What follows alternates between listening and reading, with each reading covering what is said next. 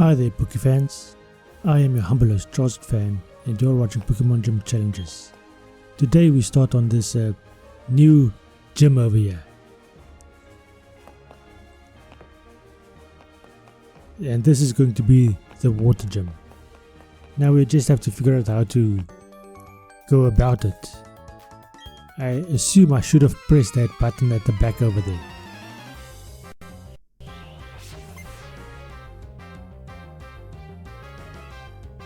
He starts off with a Buizel.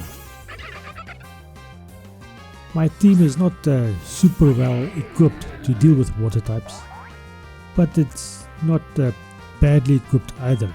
In my original team I would have had a Magneton or a Magnemite by this time. At least a Magnemite, but probably a Magneton. At least Probopass can do something.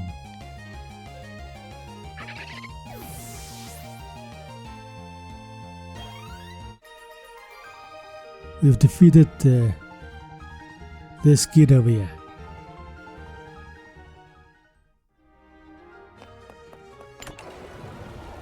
Okay, so that's what that button does. I thought it was going to raise the levels, it actually brings the levels down. So clearly I have to find the next opponent. And it's probably this guy over here. Hey fisherman, why are you fishing in a dry spot? Yeah, I emptied out the water, so now we can fight. Okay, and he has a Barboach. Barboach is a bit more difficult to deal with because it is a ground type, as well as a water type, of course, so that means I have to switch out. Why am I going to bag? And this is why my Primplup got Grass Knot, specifically for this situation over here. Look at my accuracy drops over there. That is a bad thing for me. Grass Knot. And I missed the Grass Knot. Of course I missed the Grass Knot. What was I thinking was going to happen? Let's try it again. This time I hit the Grass Knot, but it doesn't do as much damage as I was hoping it would. He goes for an Aqua Tail. That doesn't do anything because Primplup is a water type. The Pluck does take out the Barboach in his final proximity 10 HP, maybe 5 HP. And that was the only Pokemon he had. Now if you're going to be fishing Pokemon and you're going to be a fisherman, that is not the best Pokemon to have if you're trying to catch other fish. Not because it's a bad Pokemon in and of itself, but because of its ground typing. It does make it weaker to other ground type, water type attacks. Okay, here we have a, what do you call it, Wingull. Now this time I have the advantage, even though it is still a water type, because Power Gem and Thunderbolt both do a tremendous amount of damage to a flying and a water type. His attack did do a bit of damage, but I am kind of immune to it because I am already a steel and rock type, so my steel typing does give me some immunity. Okay, another Wingull. So we're just going to go on. Now the question is, am I going to go on with Thunderbolt or am I going to go on with a rock type attack, like Stealth Rocks? Not Stealth Rocks, the other rock type attack, Power Gem. But I've decided on Thunderbolt. That does take out the Wingull in a single attack. I neglected to notice whether this is a 2 Pokemon or a 3 Pokemon fight. But that was unnecessary because it turns out this is only a 2 Pokemon fight. Now if you speculate a little bit as to why a sailor would need a Wingull, then it is probably in order to deliver messages to shore. Although in this day and age, with this technology we have available over here, you could just make a phone call.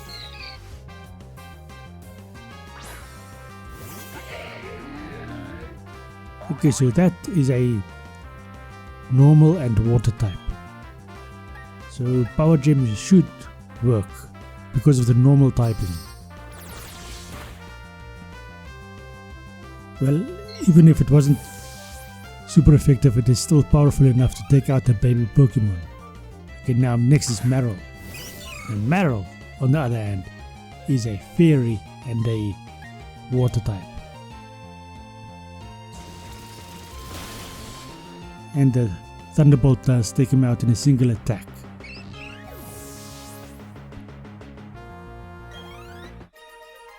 I need to find myself a steel type attack somewhere for Probopass. He's probably going to learn one by himself. Alternatively, I'll just get a TM and teach him a TM. Before we get to the Elite Four, that is. He has a Goldeen. Now this is a better fish to have for a fisherman, especially if you're trying to find other fish. It's not better for him in terms of the fight. It's actually much better for me. Thunderbolt should take him out, and it does. It is probably because of my level advantage as well. And the fact that my Pokemon is a final evolved Pokemon. Yeah, another damn Barboach. This time the Barboach makes a lot more sense. Let's see what Tri-Attack would do. It's the only effective attack I have.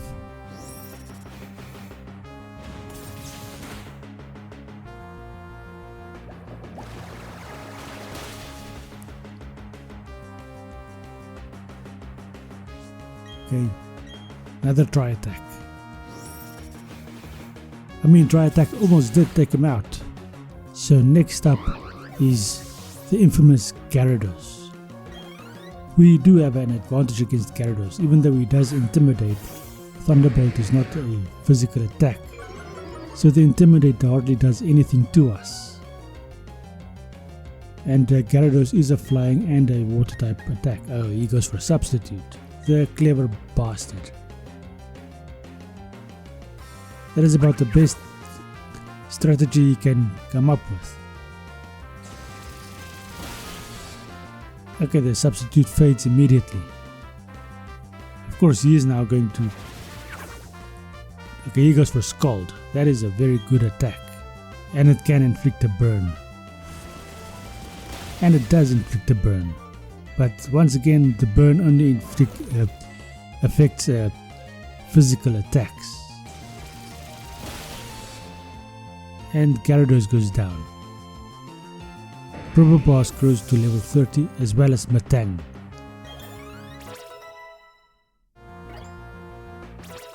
Fisher Eric has been defeated.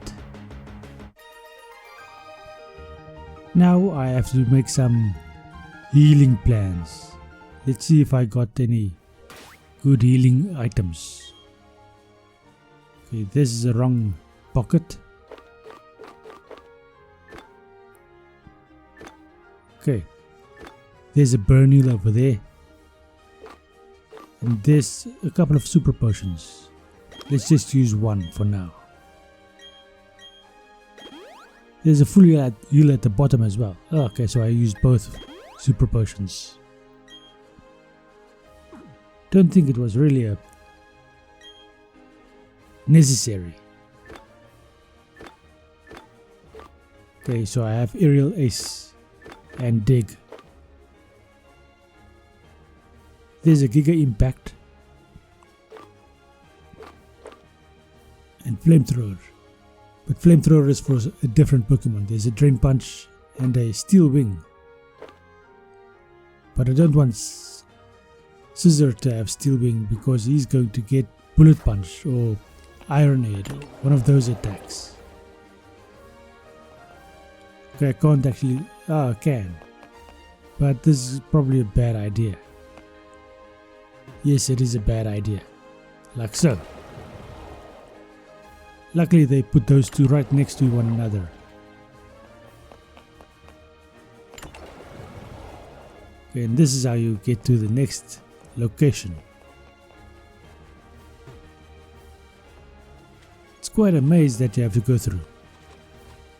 So I have to fight at least 2 more gym trainers before I get to the gym leader. Sailor, Simon and his Shellos, which is also a ground and water type.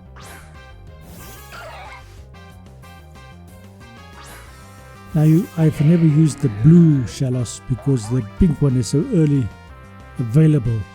And by the time you get to the blue one, you already have the pink one. And if you're saving up to get the blue one, by the time you get it, you've passed over so many good options that it's not really worth it. Okay, so you did a rain dance, strengthening water type attacks. Okay, that was super effective, but it only did 1/3 of damage. On the other hand, he only did about 1/10 of damage. Let's see if my guess was correct. It looks to be more or less correct. I don't know if that one did more or less damage. That definitely does lower my accuracy.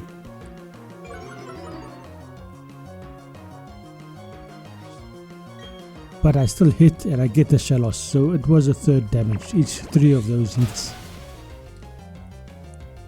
did 1/3 damage on its own. The Wingull is next. Okay, against the Wingull, Grass Knot is not going to work. Probopass will probably work, but his water type attack is going to be much stronger.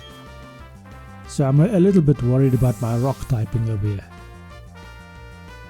He goes for a U-turn. That is basically the weakest attack it could have used. Now if it brings out another Shellos like that, that just makes my life difficult. I should have stayed with Prinplup. Okay, I'm going to set down a Stealth Rocks for this stupid thing so that I at least do some damage when he switches out again. He of course goes for defensive moves immediately, which means that my Grass Knot is going to be less effective. Although Grass Knot is based on the weight of the opponent, so it's not all that strong in any case. Let's see how much damage I do this time. I could just go for a Bubble Beam. Okay, that still does approximately 1/3 damage. Maybe it has dropped down to 1/4. But still, let's go on.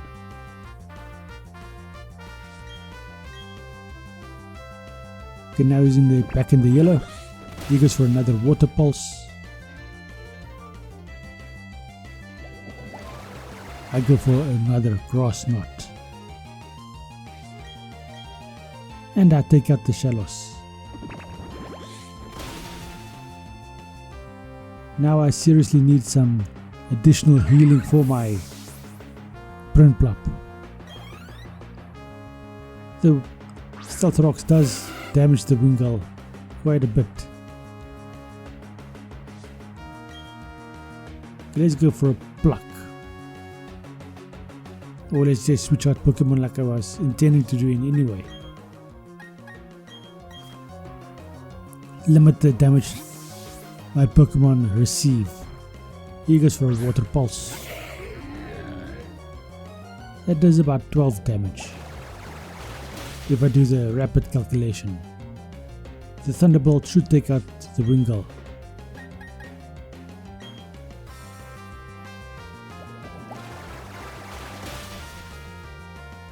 And it does.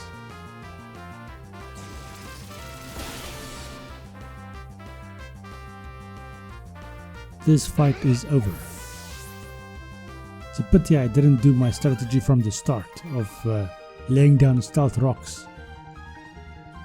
I may have had less damage to contend with. Okay, so now I have to fight this fisherman over here.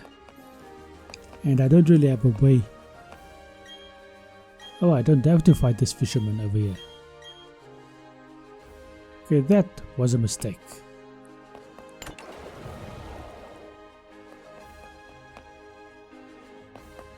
Or maybe it was not a mistake. This is my effort, my attempt at getting back outside so that I can at least heal up my Pokemon.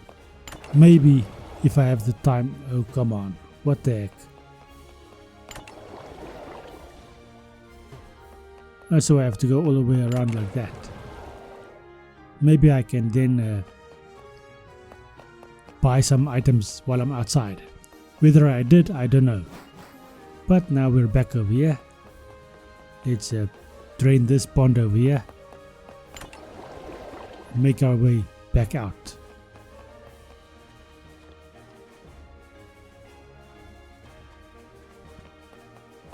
Okay, so I already fought that guy. That's why he didn't fight me that time.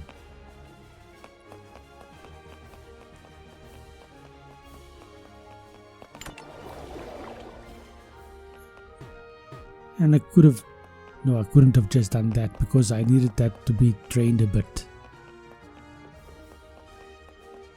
Okay, so that means I have to go in this direction this time.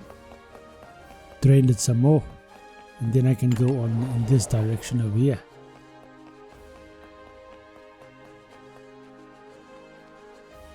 Walking in an area that you can't actually see is quite difficult. And now we're back to this location over here.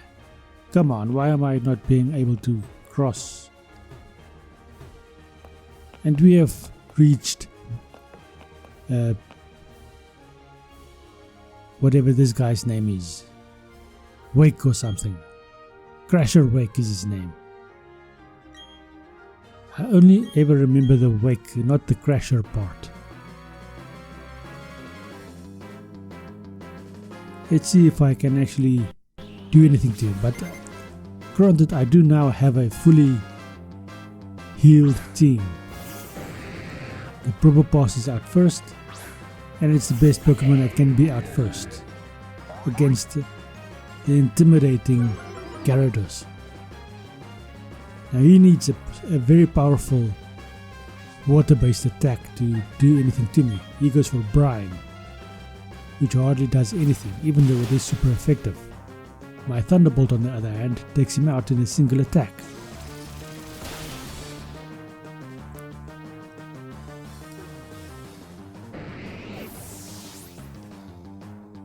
Quagsire is next. Once again he goes for a ground and water type, which is the best strategy you can use. I'm gonna lay out some stealth rocks for whoever follows, just to get some chip damage down. He goes for a Mud Shot, which is supremely effective because both both steel and rock type Pokemon are weak to ground type attacks. So inevitably I'm going to switch out, especially since I want everyone to gain the experience that is being offered up here. He goes for another Mud Shot, but Prinplup avoids it, so then now I can go for a Grass Knot, seeing as I outspeed, and that takes out Quagsire in a single attack.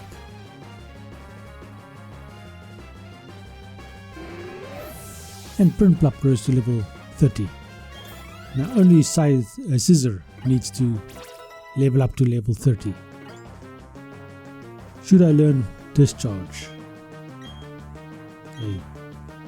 Discharge is weaker than Thunderbolt, so I'll be giving up on Discharge.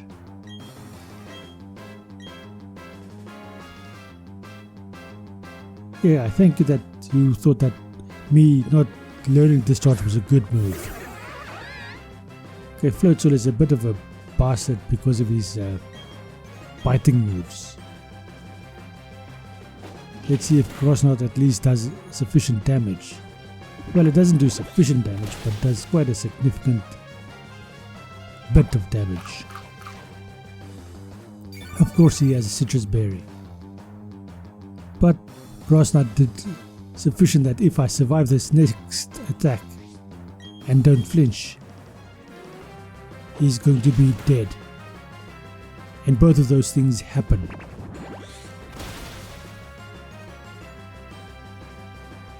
Floatzel has been defeated, and Scizor and Agros level 30. I have defeated Gym Leader Crasher Wake. Now he's going to give us quite a bit of dialogue. Give us the badge, of course, like that. And then if you want to read any of the dialogue, feel free to pause the video at any time so you can actually read what he says. I don't know what I'm going to do with stickers, but anyway. TM55. I don't know what that is actually. I could have just gone this way when I wanted to get back to the start instead of going through the path that like I did. That could have made this video significantly shorter. Let's find the Pokemon Center over here. Okay, we've been healed. Now the question is, what do I do next? Let's talk to this bugger over here. Is it Grunt that was talking about something and now he's running away? I probably have to follow him, and I almost ran him over. It's a pity the bike is so difficult to maneuver in these short ranges.